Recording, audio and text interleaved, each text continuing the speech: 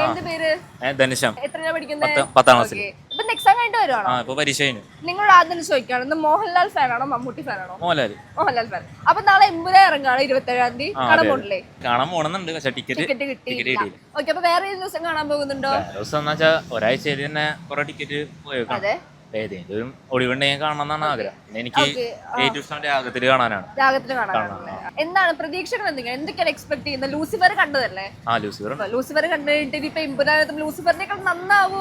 എന്താണ് വിചാരിക്കുന്നത്? നന്നാവുന്ന വിചാരിക്കുന്നു. എന്താ പറയാനുള്ളത്?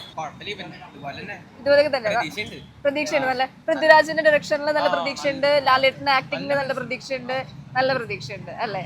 ട്രെയിലറിനെ കണ്ടപ്പോ ഓ അതെ. അപ്പൊ ഈ വില്ലൻ ആരാന്ന് ഇപ്പൊ കുറെ പേര് ഇപ്പൊ പ്രഡിക്ഷൻസ് ഒക്കെ നടത്തുന്നുണ്ട്, ആരായിരിക്കും. അപ്പൊ നിങ്ങൾക്ക് എന്താ ഫഹദ് ഫാസിലാണെന്നൊക്കെ പറഞ്ഞിരുന്നു, പക്ഷെ അതല്ലാതെ അവർ പറഞ്ഞു. അതല്ലാണ്ട് പിന്നെ ആരായിരിക്കും തോന്നുന്നത്?